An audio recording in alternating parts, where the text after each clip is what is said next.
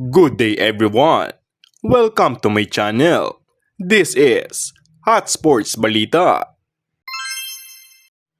Para sa balitang sports, isang madamdaming tagpo na saksiyan ng mga fans sa Bay Area dahil sa muling pagkikita ng tinaguriang Splash Brothers na sina Stephen Curry at Klay Thompson sa naganap na paghaharap ng Golden State Warriors at Dallas Mavericks sa in-season tournament ng NBA Emirates Cup 2024. Mainit na laban ang ipinamalas ng dalawang koponan, kabilang ang match-up game ni Curry at Thompson na talagang tinutukan ng kanilang mga tagahanga dahil muli nilang nasaksiyan ng dalawa sa pinakamatinik na shooter ng kasaysayan.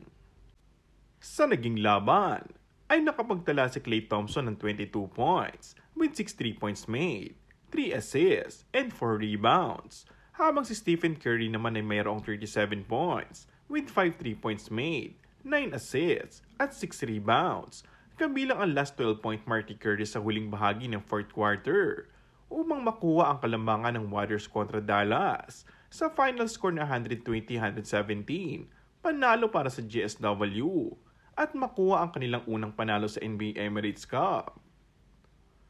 Tila hindi naman nagustuhan ni Thompson ang night-night gesture ni Curry upang tuldukan ang nasabing laban. Bago pa man ang pagharap ay naglabas ng emosyonal na mensahe si Curry para sa muling pagharap nila ni Thompson. "Don't do this to me. I'm not ready for this." Samantala, nagayag naman ang pagkadismaya si Thompson sa naging pagkatalo. "It hurts to be on the other side of one of his flurries. The guy got hot at the end and it made some ridiculous shots. It sucks," pahayag ni Thompson. And that's all for our today's video.